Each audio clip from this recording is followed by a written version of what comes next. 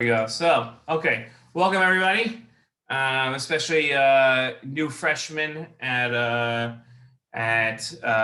Crop. My Evan Levitt, who's a 14-year-old at Crop High School. Okay, so he's got his spirit beard going. Just joking. Evan is one of our great staff members at Southern NCSY.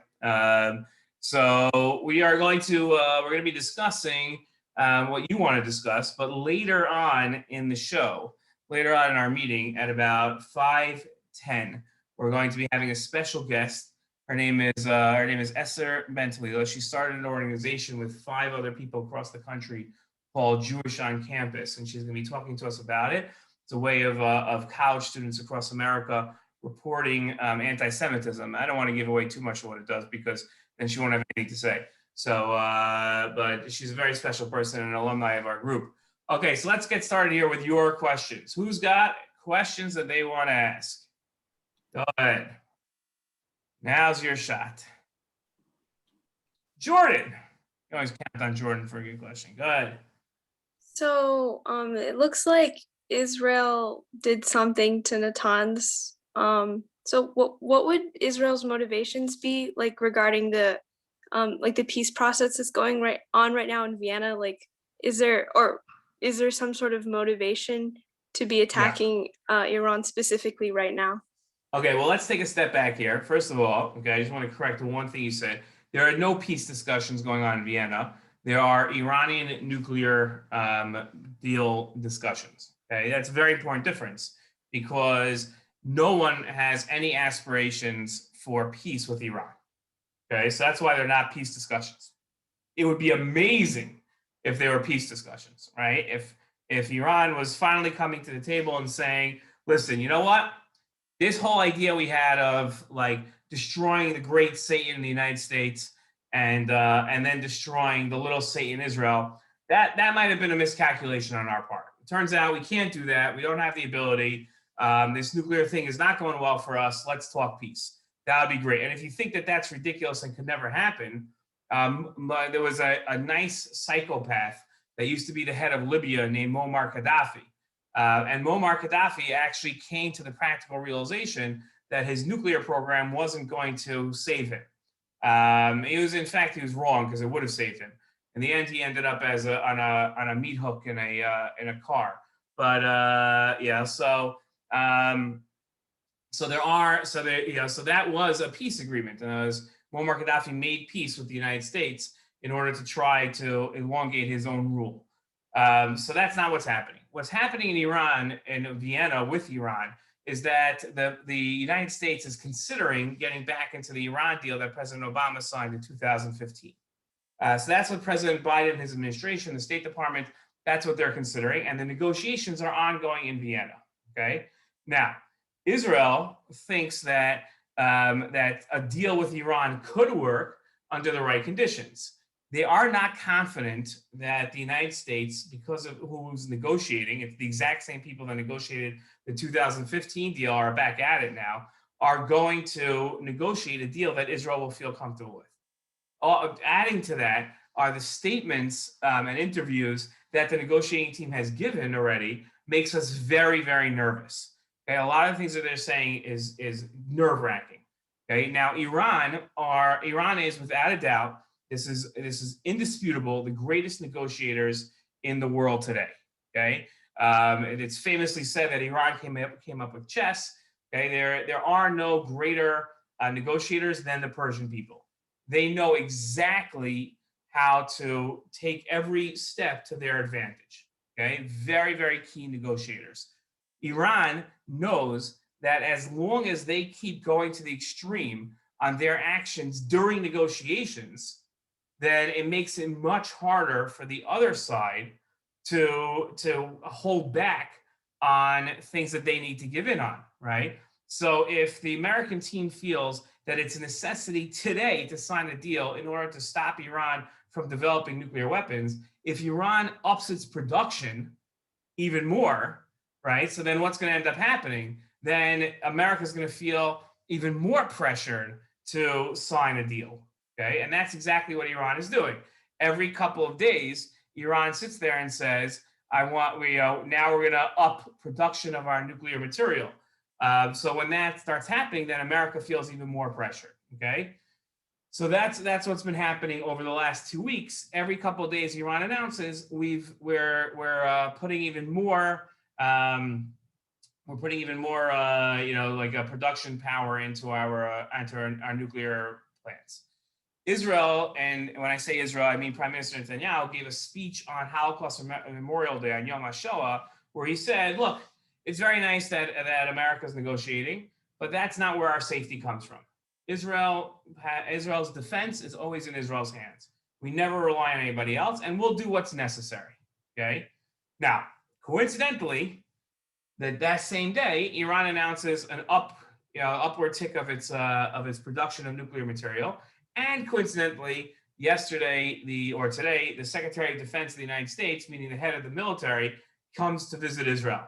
On that very same day, when all these things are happening, on Iranian, and there's such a day, National Nuclear Day, okay, it happens to be that they suffer a massive electric shortage in their plant, which puts production back 9 months, okay? 9 months, that was the damage. Not 9 hours, not 9 days, 9 months, okay? It will take Iran 9 months to fix this. If you remember when Congressman Mass spoke to us, he said it took the United States before the age of computers 4 years to build a nuclear bomb, okay? Right? 4 years without computers. Today, you can Google how to build a nuclear bomb. You don't need an Einstein. You don't need an Oppenheimer to build a bomb. All you need is Google, okay? And you can build a nuclear bomb and you need the material. So what in the world takes Iran 25 years? If I was Iran, if I was the Ayatollah, I'd be firing everybody and by him hanging everybody, right? Because how could you fail so miserably? It's been 25 years I've been trying to do this, right? The Jews were able to do this in the United States in no time. Israel's got nuclear weapons.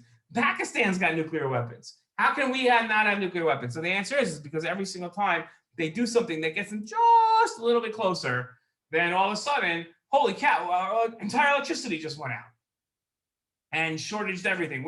A virus? How did a virus get into our computers? How does that happen, right? Our scientist committed suicide and shot himself in the head 5 times. How's that even possible, right? That doesn't even make any sense, right? So that's the type of accidents that Iran has been suffering, right? We order new parts and the plane that's bringing them goes down, right? How coincidence? First plane that ever went down in Iran had nuclear parts being delivered to it. How's that possible, right? Ships sink in the ocean, right? We don't even know this, by the way, but you can, if you just read the news carefully enough, Israel has been sinking Iranian ships. Every single time Iran attacks an Israeli ship inside the Arabian Gulf or the Persian Gulf, depending on who you like. So Israel sinks an Iranian ship, right? So all this stuff keeps happening to Iran. Poor Iran, right? So you ask, what's the impetus? What causes Israel to do the attack? I think there's a lot of things, and I think you're going to see a lot more of this stuff, right? And I think that's, by the way, this is my personal opinion. So take this or leave this. This is just my opinion, okay? So so you take this, leave this. But I believe that when the history books are written about Prime Minister Netanyahu, they will look at Prime Minister Netanyahu and say that what he did was he was able to figure out how to stop Israel's enemies by not attacking them, but slowly, step by step, frustrating them, stymieing them, whether it's Hamas, whether it's Hezbollah, whether it's the Iranians supplying Hezbollah. There's never been, Netanyahu in his entire career has never done anything with one large move. Let's start a war. It's always been small, incremental moves that have stopped our enemies. Stuxnet virus, planes go down, ships go down, electric shortages, right? 2-week operations in Gaza. Okay, snipers set up on right outside of Gaza that take down the Hamas guys trying to get across the border. Small, tiny steps that stop the enemy, as opposed to one massive action that the nation is clamoring for, which would have disastrous effects for Israel. So everybody's clamoring, bomb Iran, bomb Iran. If we bombed Iran, we'd have 100 to 200,000 dead Israelis, God forbid, right? Because we'd have an all-out war with Iran. Iran cannot start a war over the fact that we shorted its electricity for 9 months, right? It's just not going to start a war over that, and yet that has just as much effect as a bombing run against Iran. So, right, so when Bibi Netanyahu sits down with his head of his Mossad, and he sits down and says, "Okay, I'm not sitting down here with the head of the army. We're not, they have their plans, but that's not who I'm going to. Tell me how we stop Iran's nuclear plans. How do we do it?"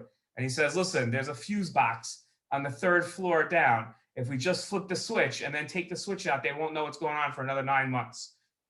Do that." Right? That's what that's what it is. So that's how we're doing it. Okay. Anybody else have any other questions? Now's a good time to ask. Best time of the week to ask your questions.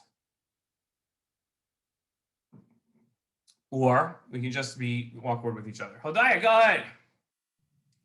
So I read today about something that Iran was trying to kidnap Israelis who are working Yes. like overseas. What about that? Iran tries to kidnap Israelis. It would be so Iran tries. It would be very good for Iran if it had Israelis to kidnap. Iran kidnaps many Americans.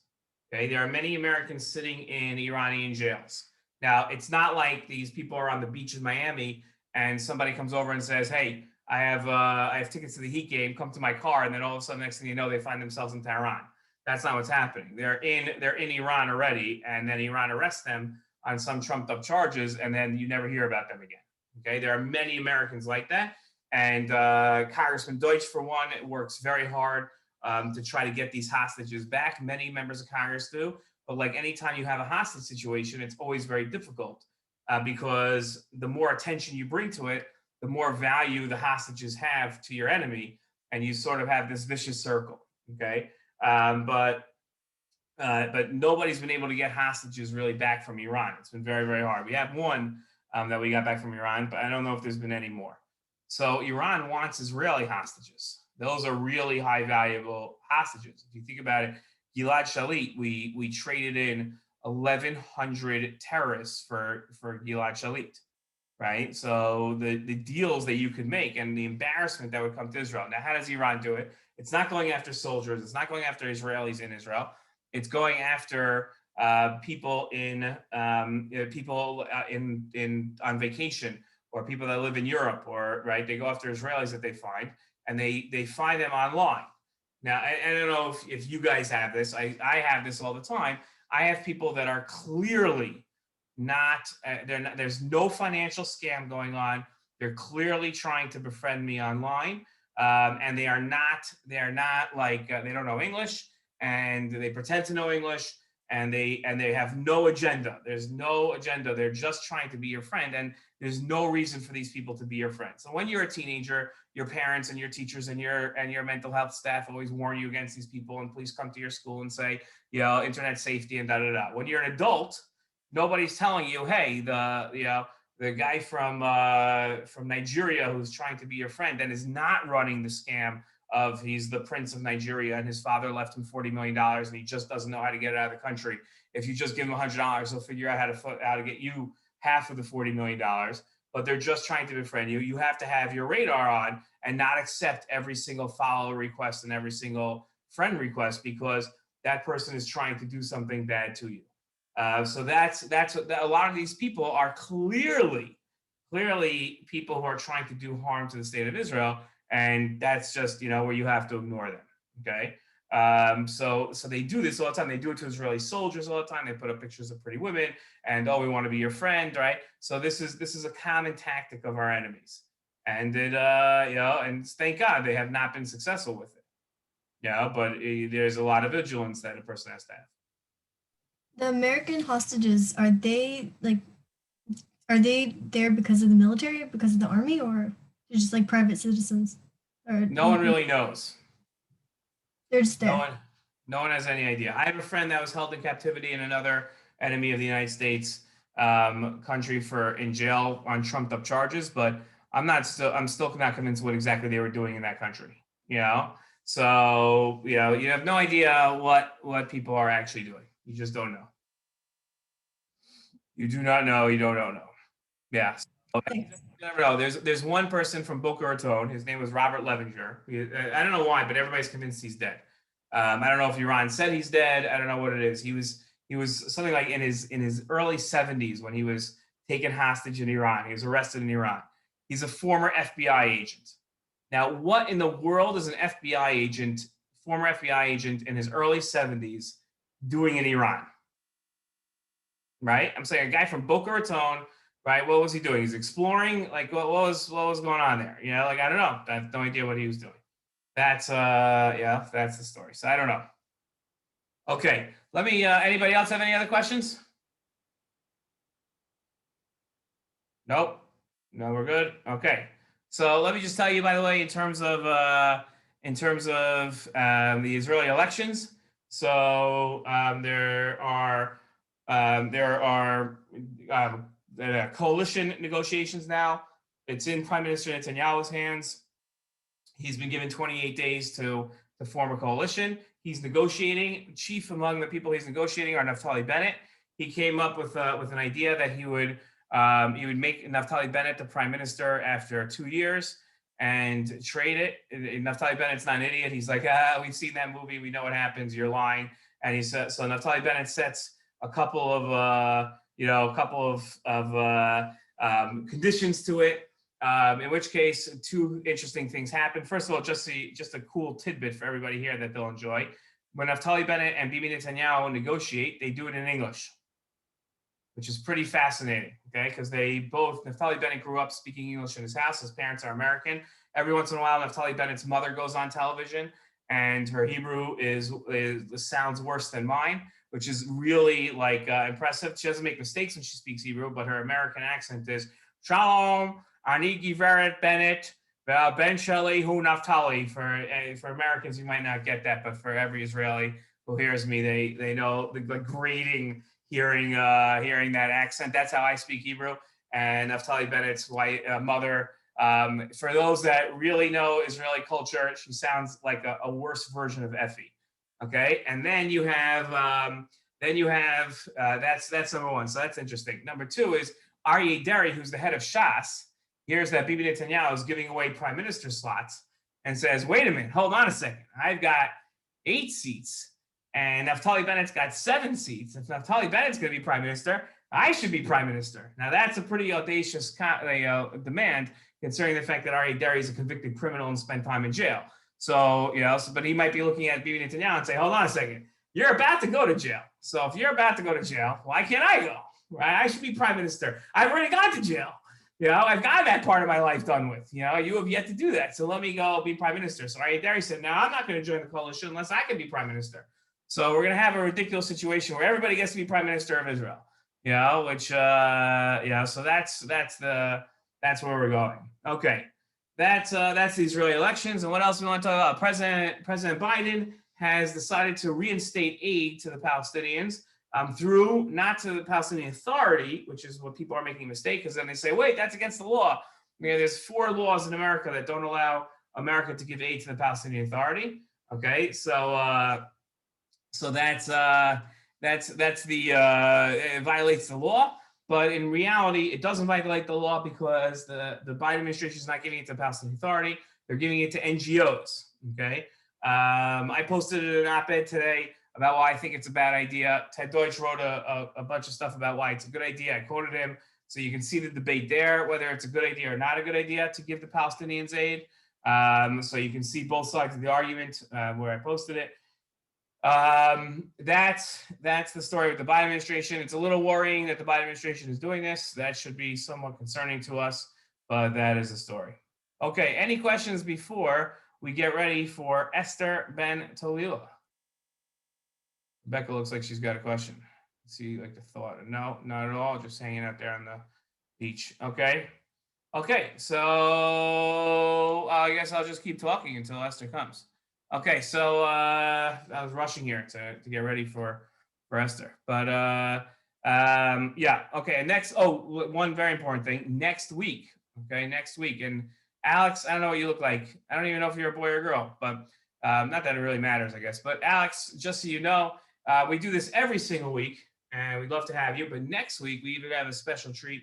We have two members of Congresswoman Debbie Wasserman Schultz's staff who's going to be joining us, and they will be listening to our concerns, and we'll be hearing their points. So it'll be very interesting to hear from her staff, because Congresswoman Debbie Wasserman Schultz was a very powerful member of the Democratic Party under President Obama's position. She went through a tough time. She announced that she was in favor of the Iran deal. She went on television and she actually cried about it. So that was a fascinating time in America. Oh, Rebecca, yes. Yeah, is she coming or her staff members? Our staff members are coming, which is even like as I like to tell you guys, is even better when you have the staff, because they have more bandwidth to listen.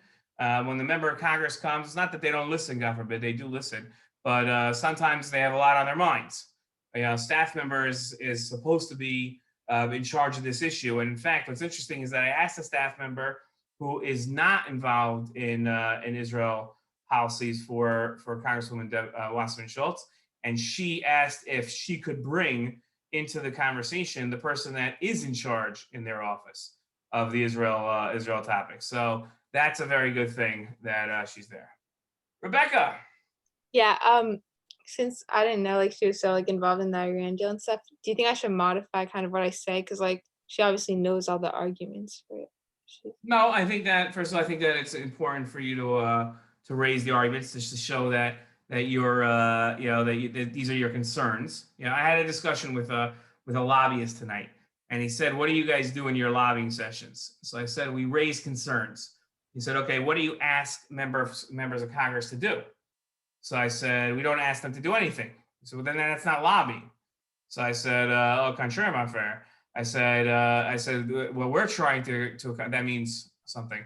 So I said, "Where it means the exact opposite. It's French anyway." So what it means is that what we're trying to explain to members of Congress that these are issues that are very important to us, and therefore, right, we're watching and we're aware of the issues.